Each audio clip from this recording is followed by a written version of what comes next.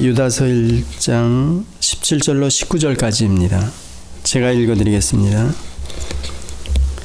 유다서 17절로 19절까지입니다. 사랑하는 자들아, 너희는 우리 주 예수 그리스도의 사도들의 미리 한 말을 기억하라. 그들이 너희에게 말하기를 마지막 때에 자기의 경건치 않은 정욕대로 행하며 기롱하는 자들이 있으리라 하였나니, 이 사람들은 당을 짓는 자며 육에 속한 자며 성령은 없는 자니라. 아멘. 성경 전체에서 이렇게 강하게 거짓 선지자나 이단들에 대해서 경고하면서 원색적인 이런 표현을 써가면서 심판까지 이렇게 얘기하는 그런 부분이 없습니다. 사실상 지난번에도 한번 말씀드렸지만 요한 사도가 쓴 요한 1, 2, 3서를 저희들이 돌아보면서는 사실상 온건하게 이렇게 그 이단에 대해서 경고하시면서 교훈을 주시는 겁니다. 근데 유다서는 완전히 시작하면서 저희들이 단번에 일반으로 얻은 구원에 관해서 설명하려고 그러다가 자기의 그 마음을 확 바꿨다 이러면서 쓴 내용이기 때문에 아마 읽으면 읽을수록 상당히 이렇게 원색적이며 너무나도 강렬하게 이단에 대해서 저희들에게 교훈을 주며 어떻게 하라, 또 저들이 어떤 결과를 맞을 거다, 그런 내용들을 쭉 기록하고 있습니다. 사실상 요 한 조금뿐이 안 되는 요 유다서가 그런 면에서 이렇게 밑으로 내려다보면 1장 1절 2절 인사말 하는 것과 마지막에 24, 25절 그 내용만 이렇게 조금 온건하고 저희들의 인사나 마지막 성령에 관한 내용이고, 나머지 전체는 그 이단에 관해서 이 유다가 어떤 그 심정을 그냥 드러내는 겁니다. 그 내용이 계속되면서 오늘은 이제 저희들에 관해서 사랑하는 자들아, 너희는 우리 주 예수 그리스도의 사도들의 미리 한 말을 기억하라. 즉 이 내용으로 볼 때는 어떤 사도들이 이단에 관해서 잘못된 가르침에 관해서 거짓 선지자들에 관해서 말했는지 그 내용을 얘기하는 겁니다. 지난번에 한번 사도행전 20장에 보면서도 저희들이 한번 그 내용을 직접 찾아보는 게 낫겠네요.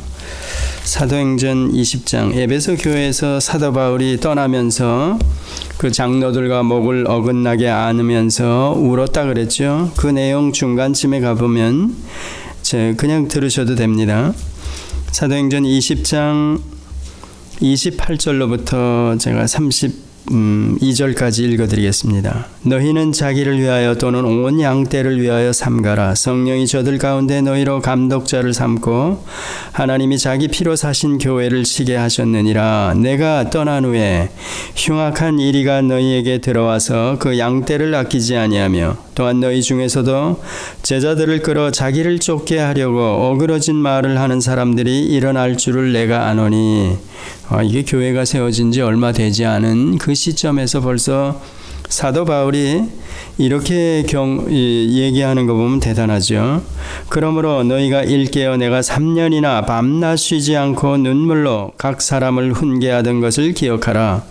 지금 내가 너희를 주와 및 그 은혜의 말씀께 부탁하노니, 그 말씀이 여기 중요하죠. 너희를 능히 든든히 세우사 거룩해 하심을 입은 모든 자 가운데 기업이 있게 하시리라. 얼마 되지 않은, 교회가 세워진 지 얼마 되지 않은 이때 사도 바울이 이제 다시 못 볼 것을 생각하면서 그 에베소 장로들과 고별하면서 이런 얘기를 하는 겁니다. 흉악한 이리가 너희에게 들어와서 그 양떼를 아끼지 아니하며, 또한 너희 중에서도 그러죠, 제자들을 끌어 자기를 쫓게 하려고 어그러진 말을 하는 사람들이 일어날 줄을 내가 아노라.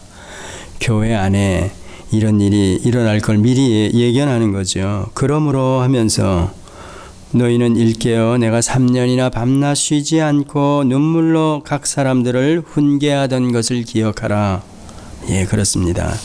지금 내가 너희를 주와 및 그 은혜의 말씀께 부탁하노니, 그 말씀이 그러죠, 너희를 능히 든든히 세우사.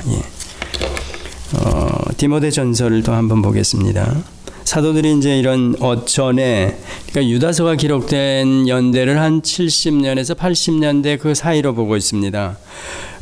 데살로니가 전서가 저 성경학자들의 입장으로 제일 먼저 한 50년대 초반에 기록된 것으로 본다면 그 사이에 이미 이거 외에도 회람서신으로, 저희들 표현으로 얘기하면 쪽복음식으로 이렇게 많은 서신들이 기록되어 있었습니다. 그것들이 이미 이 유다서를 이제 기록한 이 수신자들에게도 이미 다른 서신들이 그러니까 들려졌다는 얘기입니다.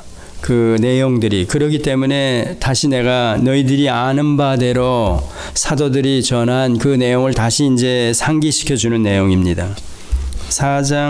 디모전서 4장 1절로부터 5절까지 보면요. 그러나 성령이 밝히 말씀하시기를 후일에 어떤 사람들이 믿음에서 떠나 미혹해하는 영과 귀신의 가르침을 쫓으리라 하셨으니 자기 양심이 화인을 맞아서 외식함으로 거짓말하는 자들이라. 혼인을 금하고 식물을 폐하라 할 터이나 식물은 하나님이 지으신 바니 믿는 자들과 진리를 아는 자들이 감사함으로 받을 것이니라. 하나님의 지으신 모든 것이 선함에 감사함으로 받으면 버릴 것이 없나니 하나님의 말씀과 기도로 거룩하여짐이니라. 여기 보면 혼인을 금하고 식물을 폐하라. 이거야 말도 안 되는 얘기죠. 예를 들어서 저희 교회에 와가지고 어떤 잘못된 가르침이 야 결혼하지 마.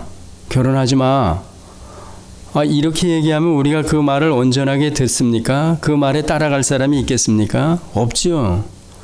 만약에 또 식물을 폐하라, 이 말이 좀 설명이 필요하죠. 둘 다. 예를 들어서 이건 먹지 마. 내 신앙이 올바르게 바르게 가려면 이 식물은 금해야 되는 거야. 이래야 되는 거야. 먹지 말아야 되는 거야. 이러면 저희들이 금방 알죠. 이 본문 뒤에도 나오는 것처럼 하나님이 지으신 모든 것이 선함에 감사함으로 받으면 버릴 것이 없다. 이렇게 얘기하는데 이런 얘기가 저희들 상황에서 통할까? 그때도 마찬가지. 아니 더군다나 오순절 이후에 성령 받은 그리스도인들이 그런 잘못된 가르침을 전하는 사람들을 분별하지 못할까? 오늘 본문을 또 유다서 볼 때 이미 사도들을 통해서 기록된 회람서신을 너희들이 받아서 다른 사도들이 뭐라고 얘기했는지 이미 너희 아는 터다, 이런 얘기하면서 하는데 이게 말이 안 되죠. 그런데 이 초대교회 안에 아까 사도행전 20장에 얘기한 것처럼 사도 바울이 그렇게 흉악한 일이가 와가지고 너희들을 미혹해하고 이제 너희들을 빼갈 텐데 너희가 말씀에 서 있지 않으면, 내가 3년 동안 눈물로 너희들에게 훈계한 그 말씀을 붙들고 이런 것들을 분별하면서 믿음을 지키지 않으면 위험하다는 얘기입니다. 자, 여기서 이제 혼인을 금하고는 사실상 초대교회의 가장 강력한 그 잘못된 가르침은 영지주의입니다. 근데 그 영지주의가 지금도 계속해서 이어져 오고 있다 그랬죠. 그러니까 교회 안에 처음에 이 영지주의가 들어왔다.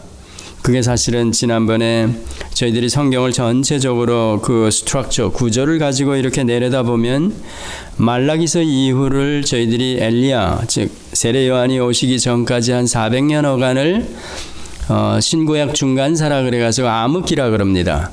그 기간에 하나님께서는 말라기에서 보면 엘리야를 약속해 주면서 말문을 닫으셨다 그랬죠. 더 이상 하나님께서 이스라엘 백성들에게 찾아오지 않는 겁니다.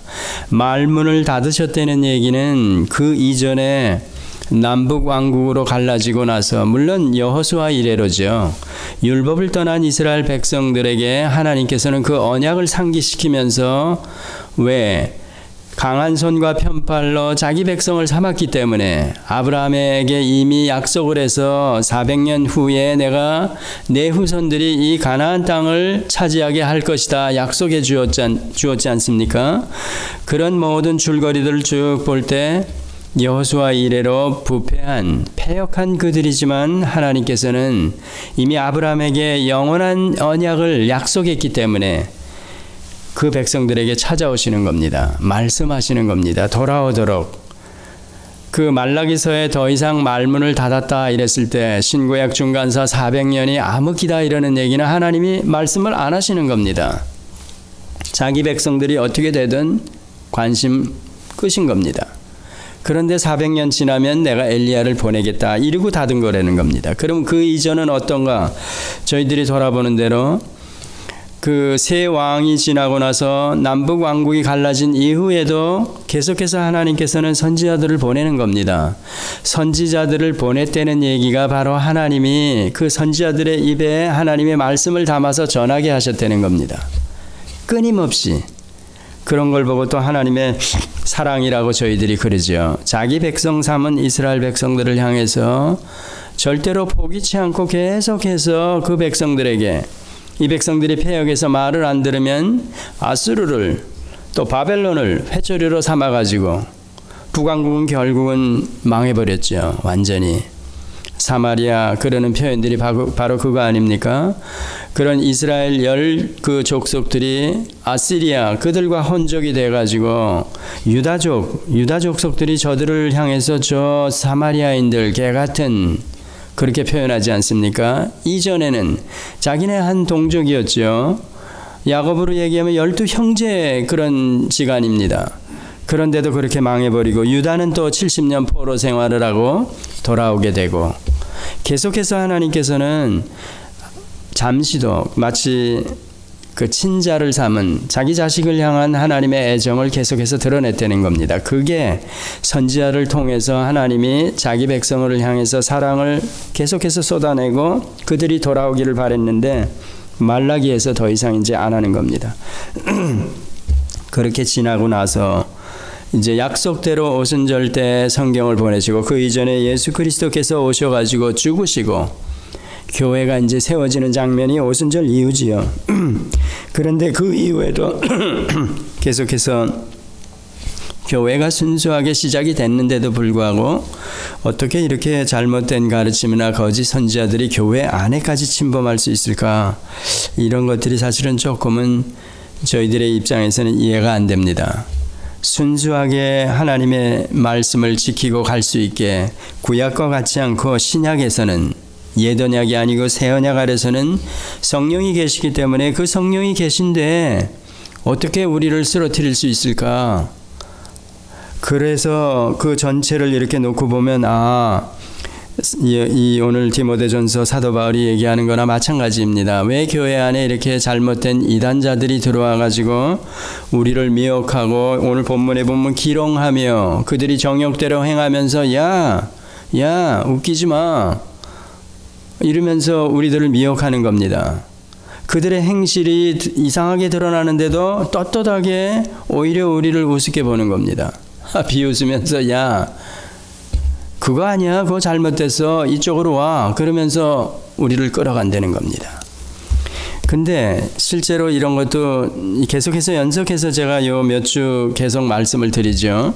오순절 이후라 그러면서 성령이 내주하는 자들이 신약의 초대교회 때도 마찬가지로 그러면 이렇게 미혹하는 자들이 거짓 선지자들이 교회 안에 들어와 가지고 성도들을 유혹하고 그랬을 때 진짜 성령 받은 사람들이 넘어갔을까 이런 의문을 가질 수 있지 않습니까?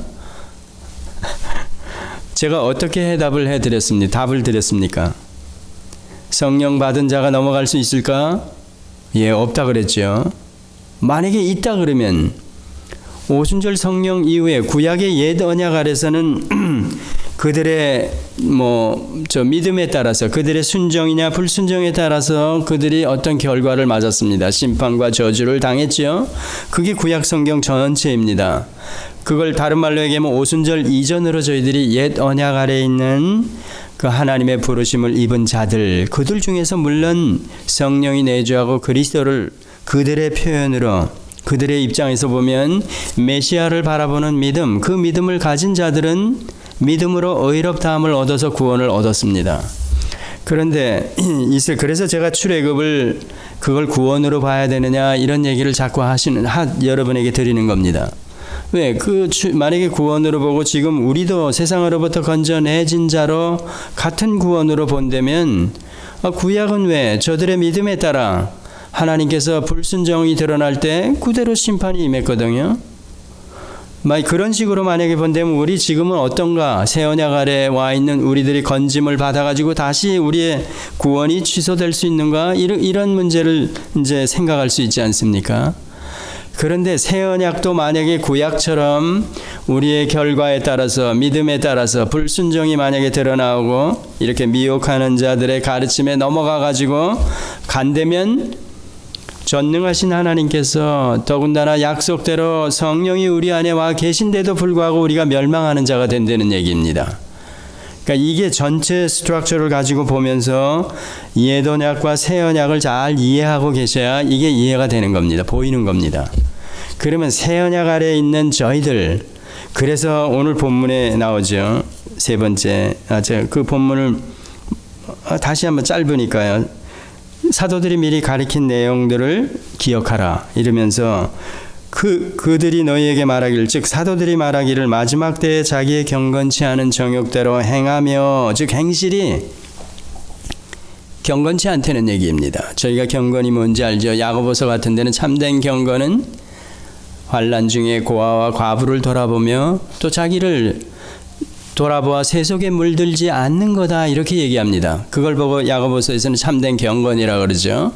저희들이 또 이렇게 전체적으로 이해하는 경건은 하나님 앞에 어떤 우리의 마음과 자세를 갖고 있는가 뭐 이런 것도 살 수 있고, 포괄적으로는 전체 구원 얻은 이후에 우리의 삶이나 우리의 마음 심령 전체를 다 하나님 앞에 늘 서 있는 자의 입장으로 예배 때에도 이런 게 드러나야 된다. 우리가 살아가면서도 드러나야 된다. 그러니까 경건이라는 단어를 포괄적으로 이렇게 이해를 하고 계셔야 합니다. 또 내로하게도 야고보서 금방 말씀드린 대로 그렇게도 이해하셔야 됩니다.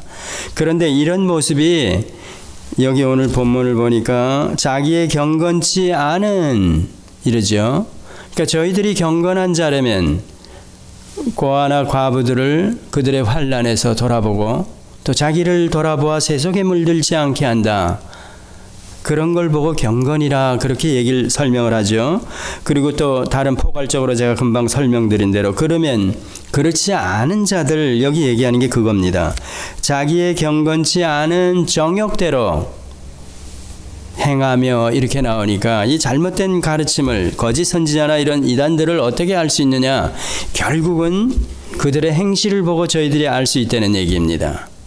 우리와는 다른 입장에서 저들이 드러나지니까 이 초대교회 때 영지주의 이단들을 경고한 내용도 결국은 다 그겁니다.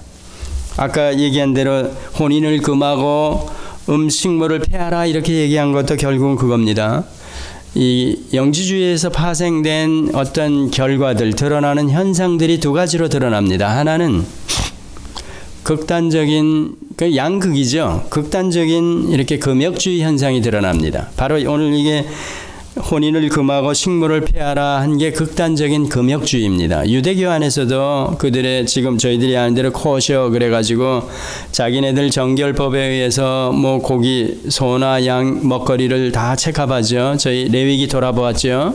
그들이 금하는 식물과 또 먹을 수 있는 식물, 지금도 도살할 때 어떻게 피를 처리하는지 이런 과정을 다 코셔라 그래가지고 얘기합니다. 그러니까 유대적인 그런 배경을 가진 식물에 관한 이들의 입장, 그 입장과 플러스 해가지고 이렇게 육식 같은 거는 금하고 그러는 겁니다. 또 가리고, 그러니까 유대교와 이 영지주의 극단적인 금욕주의가 조금은 섞여 있는 거죠. 성경을 전혀 무시하면서 이들이 와서 교회 안에 들어와서 미혹하고 그러는 게 아니죠. 저희들이 쉽게 아는 대로는 예를 들어서 이 주변에 있는 세븐데이 어드베니스트 같은데, 그런데도 지금 구약을 끌고 와가지고 지금도 어떤 식물은 먹을 것을 금하고 그러죠. 이제 그런 식으로 극단적인 그런 금욕주의가 드러나는 게 그겁니다. 그러면서 혼인을 폐하고 이러니까 사도 바울의 가르침도 사실은 그거죠. 그러니까 결혼 제도 같은 것도 사실상 부인하는 겁니다. 그러면서 그런 신뢰가 예를 들면 로만 캐톨릭도 들어갈 수 있죠. 심하게는요. 왜냐하면 그들 그 신부님들은 실제적으로 결혼을 안 하기 때문에 이제 그런 모든 것들이 성경의 가르침과 다르다는 얘기입니다. 근데 이단들도 이런 색채들을 드러내면서 이제 성도들을 미혹하고 그런다는 얘기입니다. 또 한편에 이제 극단적인 이렇게 방종주의 혹은 도덕 폐기론자처럼 드러나는 겁니다. 그러니까 성적으로 문란하고, 왜냐하면 그 영지주의적인 가르침이 영혼이나 정신 세계는 귀한 거고 육체나 물질은 천하다고 보이기 때문에, 그리고 언젠가는 육체와 이런 물질은 썩어 없어질 것으로 이들이 보기 때문에, 사람으로 보면 보이는 이런 이 육신은 물질입니다. 그 영지주의적인 가르침으로 보면. 그러면 이거는 실제적으로 우리가 아는 대로 사람이 죽으면 이건 육체로 가지고 있던 게 다 썩어 없어져 버리니까, 그 영혼은 그 본래 있던 대로 헐헐 자유를 얻고 날아가서 거기 거한되는 겁니다. 그렇게 보니까 사람도 이렇게 육신을 입고 있을 때에는 이 사람들이 극단적인 그런 방종이나 도덕 폐기론자까지 가는 얘기, 성적으로 문란한 얘기가 바로 그겁니다. 어차피 썩어질 몸뚱아리가 저지르는 거 이까지 이건 죄로 보지도 않는 겁니다. 그렇기 때문에 이런 무질서하고 그까지 도덕적인 거 아무 문제가 꺼리낌 없이 나쁜 짓거리 하는 겁니다. 왜? 이 다음에 영혼이 자유로워. 이건 어차피 썩을 것이니까. 썩을 것이 저지른 거 아무 문제가 없습니다. 당당하게 그렇게 저지르면서 영혼만 나중에 본래 거할 처소로 돌아가면 된다. 그러니까 이들이 볼 때는 사람이 죽는다는 게 실제로 영혼의 자유를 얻는 겁니다. 자기네들이 주장하는 귀한 것. 그래서 지난번에 한번 말씀드렸죠. 고린도전서 15장을 보면 이들이 부활을 부인하는 겁니다.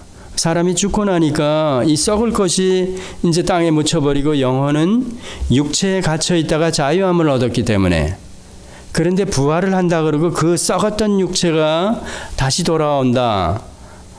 이게 영지주의 가리키면서 말도 안 되는 거죠. 왜 안 됩니까? 그 귀하게 여기는 그 영혼이 이 썩어질 육신, 물질에 다시 갇혀 속박을 받는다는 겁니다. 그러니까 초대교회 안에 이미 부활을 부인하는 많은 가르침이 퍼져 있었던 겁니다.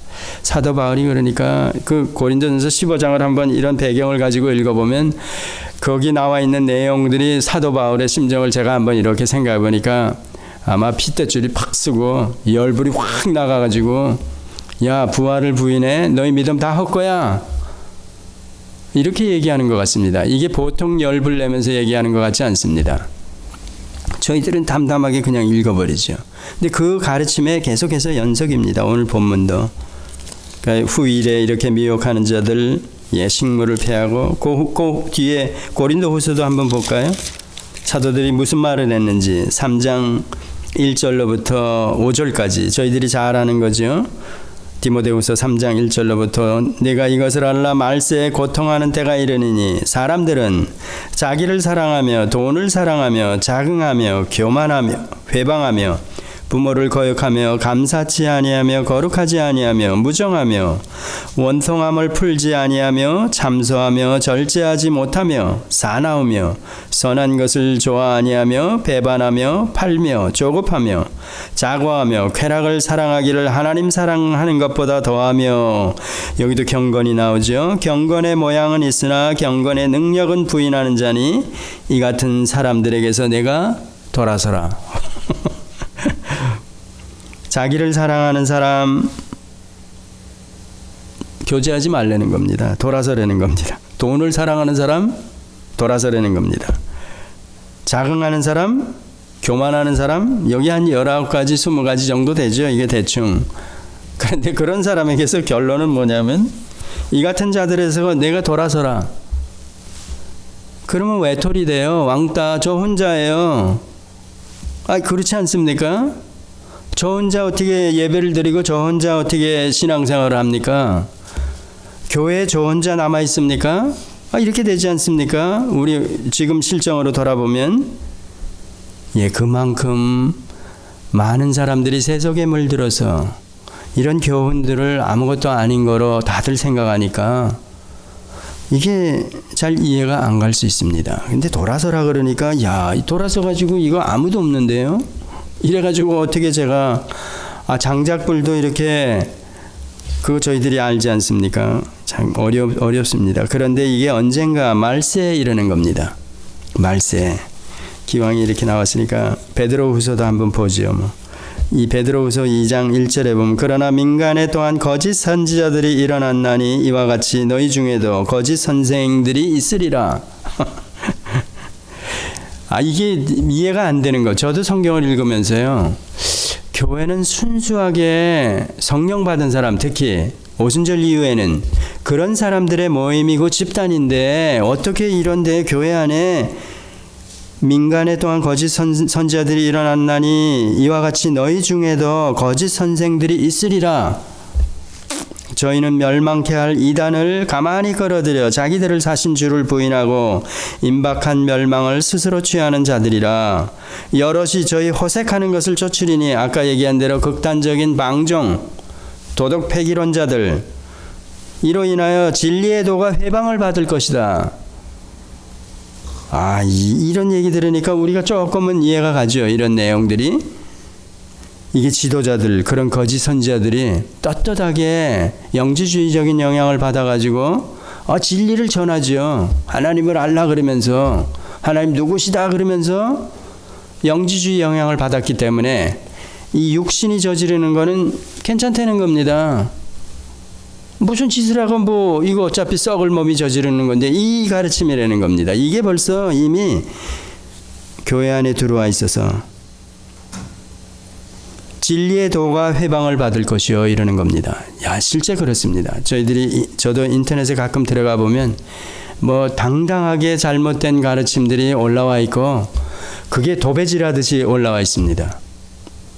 이단들, 이상한 사이비들 막 올라와 있습니다. 그러니까 웬만한 기초를 가지고 있지 않은 사람들이 지금은 인터넷 들어가서 검색하면서 알려 그러면 여지없이 거기에 넘어갈 수 있습니다. 인터넷이 이렇게 나오기 전에는 어떤 현상이었었는가 하면 여러분도 아마 좀 아실 겁니다. 예를 들어서 기독교 서적 책방에 간다.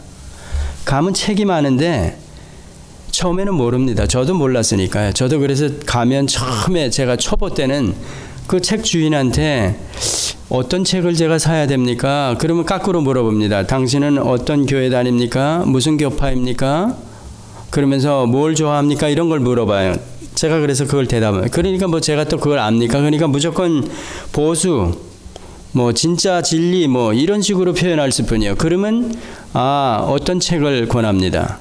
혹시 또 목사님 중에서 또 외국 목사님 중에 혹은 신학자 중에 누구 아는 사람 있습니까? 모르죠. 이 얘기는 뭔가 하면 제가 이런 안내를 받지 않고 서적에 들어갔다. 책을 찾기가 너무나도 힘들다는 겁니다. 미국에도 마찬가지입니다. 여기는 전문적인 출판사가 있어가지고 그 출판사의 주인이 예를 들어서 개혁주의다 하면 개혁주의 책 외에는 일절 진열 자체를 안 해놓습니다. 근데 지금은 그것만 하다 보니까 그런 책방이 망하는 겁니다. 문을 닫아버리는 겁니다. 그러니까 그런 망한 그런 책방들이 있습니다. 그렇지 않으면 어떤 책방은 하나 둘씩 운영을 위해서 책을 갖다 놓다 보니까 나중에는 집어가는 책들이 이제 그런 책이니까 이제는 거기서 꽂혀 있는 것도 몇 권 안 됩니다. 지금 실정이 그겁니다. 저희들 개혁주의 입장에서 어떤 입장에서 제가 가서 책을 찾으려고 그러면 그만큼 힘들다는 겁니다. 거의 한 80%라는 사람도 있고 90%가 그런 책들이라는 겁니다. 저희들이 이렇게 권장할 만한 책이 아닌 것들이죠. 그런 책들이 이제는 책방 인터넷도 그런 식으로 돼간 겁니다. 그러니까 영향을 우리가 얼마나 이렇게 잘못 받을 수 있는가 생각할 때 이게 성도들 한 사람 한 사람 더 먼저 된 사람들, 여러분들 신앙 연륜이 깊고 또 주변에 이제 막 들어오는 사람이 있으면 이런 것들을 안내해 줘야 되는 겁니다. 책을 이렇게 찾아가지고 읽어야 되고 또 진리에 관해서도 여러분들이 설명할 수 있는 수준에 있어야 되고 들어와서 교회에 오면 여기서 저절로 신앙이 자라고 그런 거 아니지 않습니까? 오늘 보니까 이미 너희 중에도 이와 같이 거짓 선생들이 이 안에 들어와 있고 영지주의적인 가르침이 이미 퍼져 있고 세속화의 물결이 이미 교회에 덮치고 있다. 그러면 여기서 들어와가지고 먼저 들어와서 신앙을 바르게 이렇게 지키고 있는 사람들이 그 사람들을 가이드하지 않으면 누가 합니까?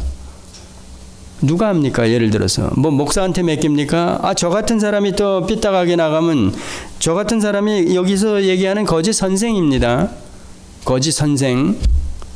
제가 만약에 거짓 선생으로 여러분들 앞에 서 있어요. 그러면 여기 들어오는 사람들은 다 물 먹는 겁니다. 영향을 받는 겁니다.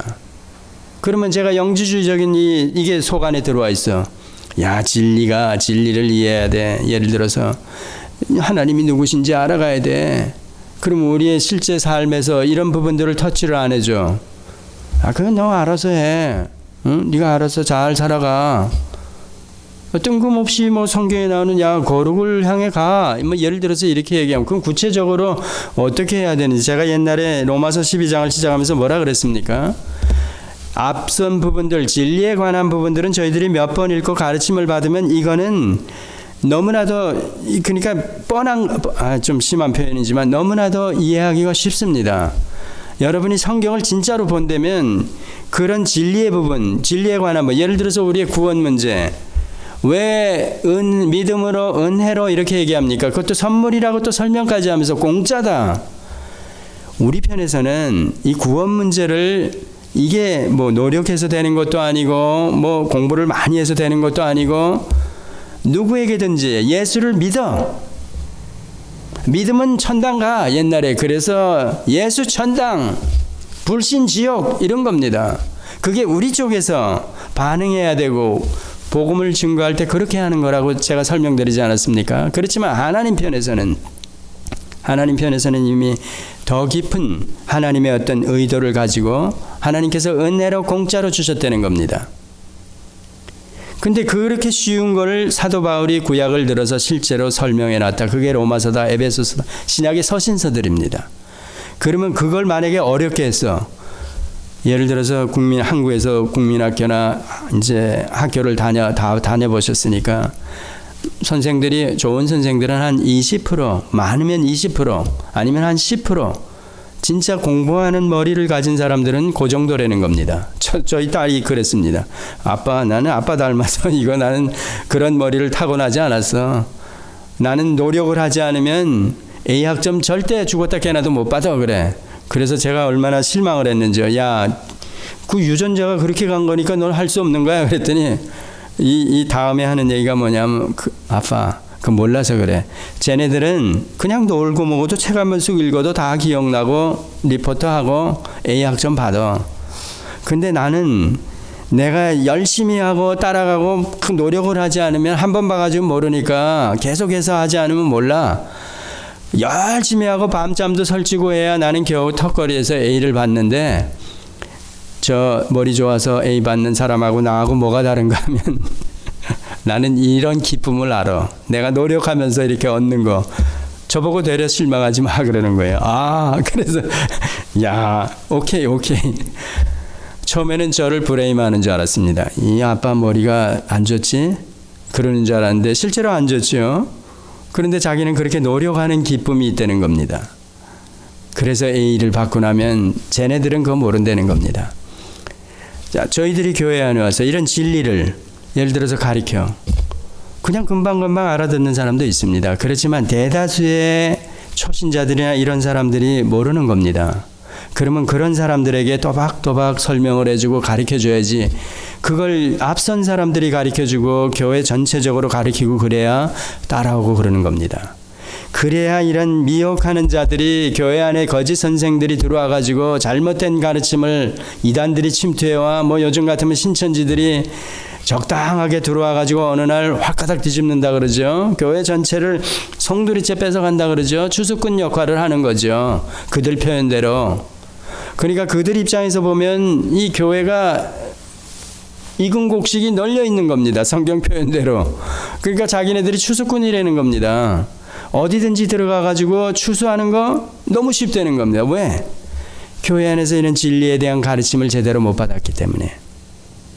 그런 사람들이 허다하기 때문에 들어가서 무슨 말을 해도 이 말에 먹히는 겁니다. 그러면 다 끌려가는 겁니다. 결과적으로 교회에는 그런 식으로 간다는 겁니다. 그러니까 그들이 나중에는 결과적으로 이단들이나 잘못된 가르침들, 오늘 이 본문을 중심으로 해보면 그런 행실이 드러날 수뿐이 없다는 얘기입니다. 근데 극단적인 그런 방종이나 도덕 폐기론자로 가든지 아니면 극단적인 금욕주의 같은 데로 가는 겁니다. 근데 이 둘을 둘 다 경계하면서 저희들이 어떻게 분별할 수 있느냐? 성경을 이렇게 배우지 않으면, 성경을 모르면 이거 분별할 수가 없다는 얘기입니다. 그러니까 교회 안에 들어와 가지고 금욕주의 같은 건 더하죠. 금욕주의인데 뭐 이 초대교회처럼 결혼을 이런 식으로 얘기 안 해도 됩니다. 또 음식 같은 것도 유대교 색채가 나게 안 해도 되는 겁니다. 저도 여기 아는 사람, 옛날에 아는 사람, 주일날 예를 들어서 구역 예배를 한다. 투거해 온 거. 그런 거 안 먹습니다. 한국의 옛날에 고신, 재건 이런 데 사람들은 어떻게 가르침을 받았는가 하면 매식을 주일날은 온전히 예배와 경건한 그런 삶을 살아간다. 저도 그런 목사님을 만났습니다. 제가 지금도 기억에 남는 목사입니다. 목사님은 주일을 어떻게 보내십니까? 제가 평신도 때 물었죠. 그랬더니 뭐라 그러냐면 제가 이거를 공개적으로 자기는 얘기 안 한답니다. 그래서 참 좋았습니다. 그러면서 자기의 심정을 저한테만 얘기하는데 주일날 자기 신문 안 보고 TV 안 보고 예배 끝나고 신방하고 병원하고 그리고도 뭐 그런 스케줄이 없고 집에 오면 그런 거 안 한다는 겁니다. 그러면서 주일 오후에도 그런 식으로 보여요. 주일 하루를 온전하게 내가 구별해서 자기 나름대로 그렇게 한다는 겁니다. 그래서 그분 제가 아직도 그냥 이름이 생생하게 기억이 나고 제가 질문했을 때 그 말을 듣고 야 이렇게 다시 그분이 바로 고신에 계셨던 분입니다. 그래서 제가 고신, 보수 이게 그때 딱 스탁이 됐었죠. 그래서 그 다음에는 서적에 갔을 때 무조건 고신하면 고신 교수님들이 쓴 책은 무조건 다 픽업했습니다. 왜? 그분 때문에. 실제적으로 상당히 보수적인데 나중에는 이제 지금도 괜찮습니다. 제 입장에서는. 지금은 이제 제가 그 다른 입장에 있는 사람들과 비교하면서 볼 수 있기 때문에 이분들이 좀 소홀히 했던 부분들을 제가 이제는 이쪽 편을 보면서 알게 되었습니다. 이게 저 나름대로 저는 펴놓고 볼 수 있는 그런 어떤 안목이 생겼기 때문에 굉장히 도움이 됐습니다. 근데 처음부터 만약에 이런 분들의 그런 입장을 제가 전해받지 않았다면 저는 모르는 겁니다. 이런 목사님도 계시고 이렇게 주일 하루를 또 그분의 삶이 어떻겠습니까? 그러면 평일날에는 그런 거 보고 제가 완전히 스탁이 딱 돼버리니까 이런 분도 계시구나. 성경이 그러니까 교회 안에서도 이런 것들이 고루 가르쳐줘야 된다. 학교에서도 사실은 그겁니다. 가능하면 이쪽에 다른 분들의 입장도 또 저 이쪽의 입장도 열어주는 겁니다. 오늘 본문으로 얘기하면 극단적인 금욕주의나 극단적인 방종주의 같은 거를 같이 펴보여주는 겁니다. 왜 이게 둘 다 양극에 흐르는 게 잘못됐는가? 그러면 성경 가르치면 뭔가 아까 저쪽에 얘기한 대로 디모데 전서에서 얘기하는 대로 혼인을 금하고 식물을 폐하고 그게 아니라 식물을 예를 들면 혼인도 그렇고 그게 하나님께서 정한 결혼 제도이며 또 음식은 우리의 육신을 위해서 허락하신 겁니다. 그렇다면 감사함으로 받으면 뭐 버릴 것이 뭐 있냐 이러는 겁니다. 그 어떤 사람들은 쇠주잔을 앞에 놓고도 기도하고 든다고 그러더라고요. 그 마음에 심령에 진짜 그렇다면 오케이. 근데 쇠주가 한 잔 들어가다 두 잔 들어가다 이게 나중에 중독이 되면 곤란하죠. 그래서 그런 것들을 사도 바울 예대로 약으로 그 건강이 저혈압이고 그런 사람에게는 사실은 저도 병원에 가면 의사가 옛날부터 그랬습니다. 조금 저혈압이니까 가끔 가다 맥주 먹어. 맥주 한 잔씩 먹어. 그러는 겁니다. 그런데 뭐 맥주는 커피도 안 먹었으니까 제가 한 15년 동안은 일제 이거 뭐 몸도 그랬었지만 하여튼 이 기회다. 이게 하나님이 주신 기회다. 그래가지고 커피도 안 먹었습니다. 지금은 뭐 그거 다 지났죠. 한 15년을 제가 간 때문에 이렇게 간이 퉁퉁 붓다가 그거 나을 때 뭐 심하면 오렌지 주스도 먹지 말라 그랬습니다. 색소가 들어있어서 이 소화기능, 간에 영향을 줄 수 있기 때문에 한약은 절대 먹지 말고 술도 절대 포도주 절대 먹지 말고 뭐 이랬습니다. 그러니까 맹물에 짠 거 매운 거 먹지 마. 너 젊어서 내가 하는 얘기야. 그 내과 의사가요. 제가 29살 때 그러는 겁니다. 봤지 너 봤지? 그러면서 그 장사하는 분이 간경화로 한 3년 4년 백병원에 이제 입원해다 마지막에 들어왔을 때 저도 입원했기 때문에 같은 병실에 만났는데 나중에 들어보니까 그분이 돌아가셨다 그러더라고요. 한 4년 간경화로 이렇게 진적이 돼가지고 그렇게 뭐 사업상 자꾸 그러다가 그러면서 저보고 그 내과 의사가 너 봤지 그러는 겁니다. 그래서 오래 갔습니다. 어떻든 이렇게 극단적인 양극의 음식물 가지고도 그렇고 그렇다는 얘기입니다. 오늘 본문을 잠깐 보고 마치겠습니다. 자, 그러면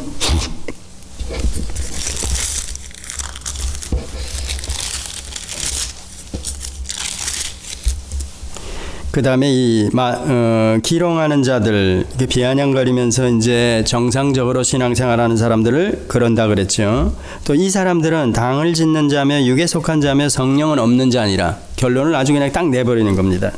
유다가 이렇게 낸다는 게 참 앞에 얘기하는 거짓 선생들 잘못된 가르침을 가지고 들어와서 가리키는 자들의 행실을 보면 알 수 있다. 그러니까 성경 진리를 잘 몰라도 양극의 입장에서 이렇게 드러나는 것들을 보면 알 수 있다는 얘기죠.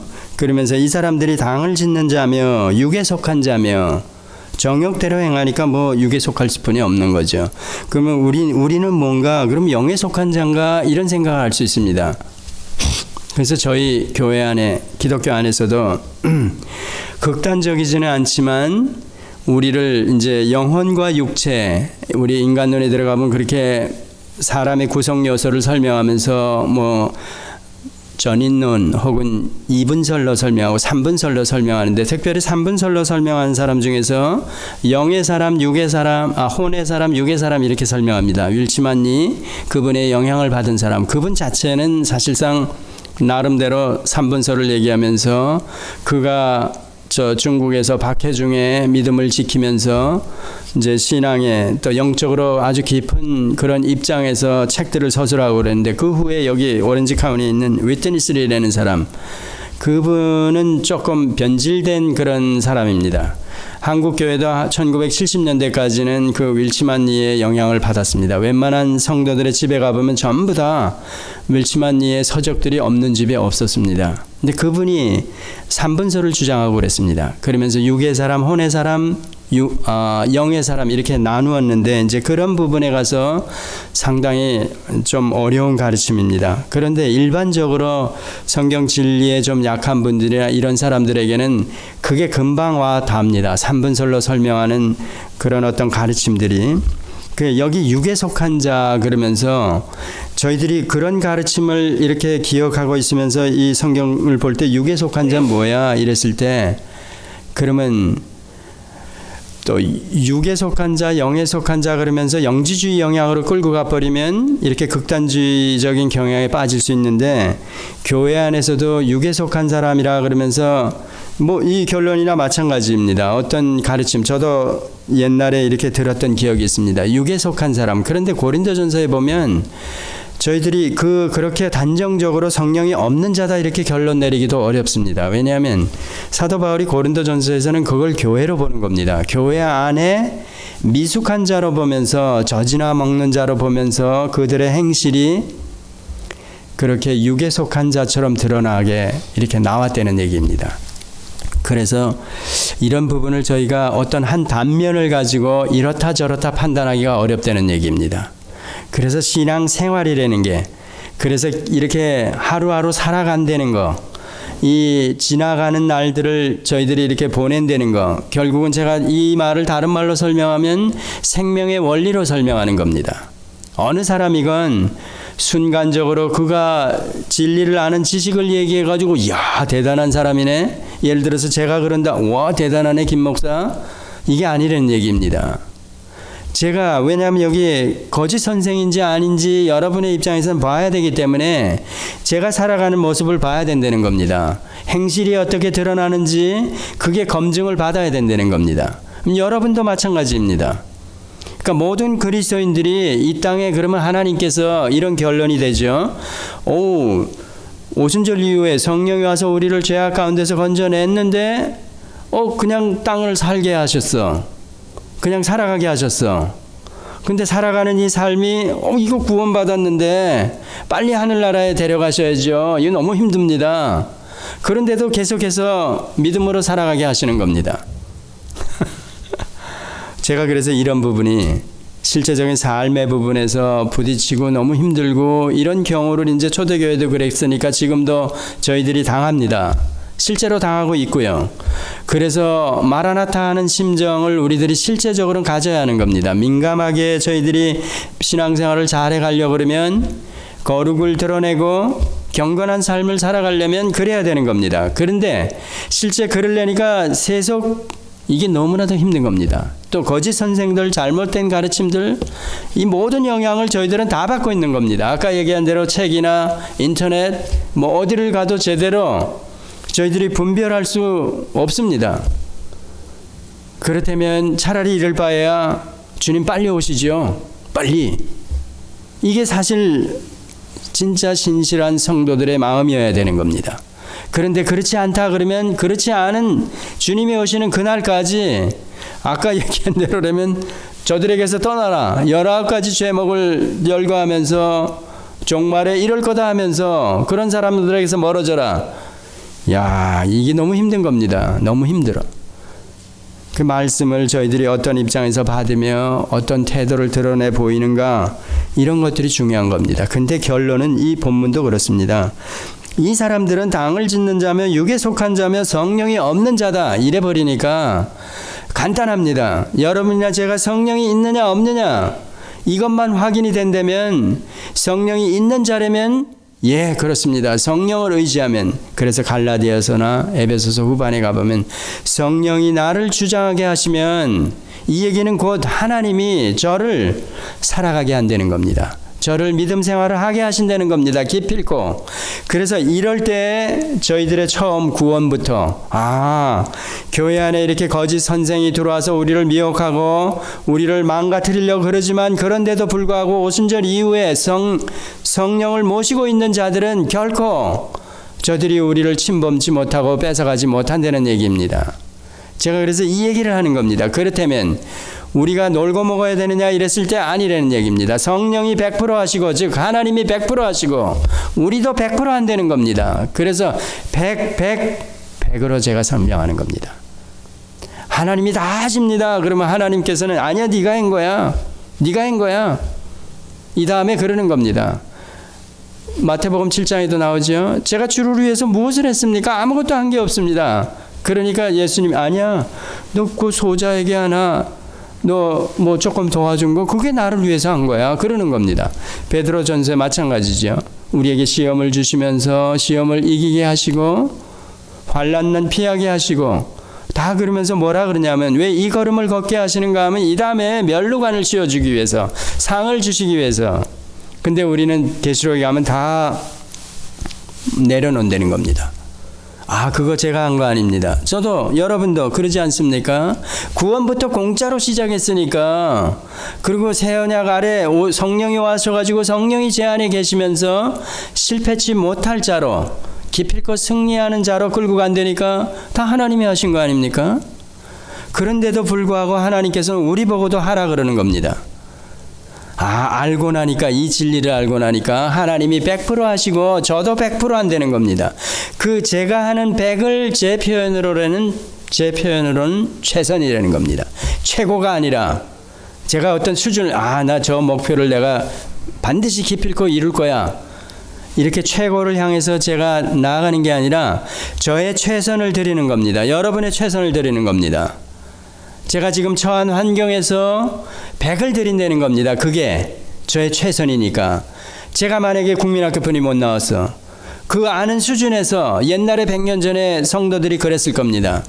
그 상태에서 시골 바운드리 거기서 태어나서 농사짓다 거기서 죽었을 그런 성도들도 그들의 최선입니다. 난 놓고 기억자 겨우 아는 할머니가 예수 천당 불신지옥 예스 목사님이 이렇게 하세요 하는 그 몇 마디 듣고 신앙을 지킨 거, 초대교회도 그랬습니다. 이들이 성경이 없었습니다. 그럼 회람서신으로 몇 마디 하는 거 다시 들여다볼 수 없는, 저희들과 같이 성경이 없으니까 그러면 들었던 몇 마디 기억하면서 믿음을 지키고 갔습니다. 초대교회, 구약 마찬가지. 아브라함, 모세 어떻게 신앙생활했겠습니까? 그가 하나님이 들려주신 몇 마디 말씀 가지고, 약속 가지고 그가 믿음으로 하나님의 거룩을 이루어 갔다는 겁니다. 드러냈다는 겁니다. 그러면 지금도 저희도 그래야 된다는 얘기입니다. 그게 바로 우리의 최선이라는 겁니다. 하나님이 그럴 때, 야, 네가 다 한 거야. 100% 내가 했다는 겁니다. 근데 저희들 입장에서는 아니에요. 하나님이 100% 저를 살려내고 저를 끌어가 주시고 성령을 보내주셔서, 그리고 저 나라에 저를 데려가 주신 겁니다. 이러는 겁니다. 그게 우리 쪽에서 하나님이 100% 하셨습니다. 하나님은 우리가 100% 했다는 겁니다. 그 둘이 합쳐서 100이라는 겁니다. 이 설명을 세상 사람들은 이해를 못하는 겁니다. 우리만, 성령이 있는 자들에게서만 이런 고백을, 이걸 이해할 수 있다는 겁니다. 그래서 아브라함의 부르심도 그가 결국은 이삭을 잡는 자리에까지 하나님 입장에서는 영화까지 포함된 부르심으로 우리를 불러냈다는 겁니다. 하나님의 열심으로 그 자리까지 가게 하시는 겁니다. 하나님의 열심으로 천국까지 가게 하시는 겁니다. 우리도 왜 아브라함이 믿음의 조상인가? 우리의 믿음의 표본이 되느냐? 그 아브라함의 신앙을 드러내려는 겁니다. 야고보서와 로마서에 똑같이 아브라함, 라합을 들어가지고 설명하죠. 그거라는 겁니다. 행함이 없는 믿음은 죽은 거야. 믿음으로 의롭다 하심을 얻은 거야. 이 두 가지를 어떻게 하나로 가지고 있느냐. 그게 100이라는 얘기입니다. 그러면 이단들의 이런 가르침이나 교회 안에 침범에 들어오는 것들을 저희들의 성경을, 아까 사도행전의 에베소 장로들에게 마지막으로 당부하는 그 내용을 보면 그 말씀이 너희를 견고케 하며 교회를 든든하게 하며 지켜간다는 얘기입니다. 말씀, 하나님의 말씀이 원동력이 되며 기초가 된다는 겁니다. 이걸로 끝까지 저희들이 최선을 드러내게 하신다는 겁니다. 기도하시겠습니다. 하나님 아버지, 어려운 시대를 저희들이 살아가며 마지막 때라고 하는 이때 믿음을 지키게 하여 주시고, 우리 쪽에서 성령의 인도를 받아서 성령 충만함을 입어서 우리의 최선을 드러낼 수 있는 그런 매일매일의 삶을 이어가게 하여 주시옵소서. 한편으로 하나님께서 저희를 언약으로, 약속으로 해주신 그 약속이 신실하게 지켜갈 것을 또한 믿게 하여 주시고, 이렇게 하나님과 저희가 서로 간에 내가 한 거다, 아닙니다, 하나님이 하신 것입니다, 저는 아무것도 아닙니다 하는 고백을 저희들이 하게 하여 주시옵소서.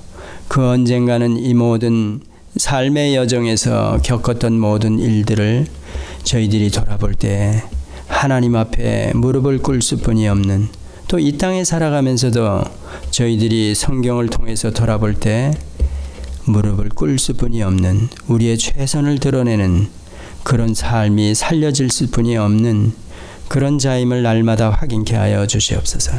예수님의 이름으로 기도드렸습니다. 아멘.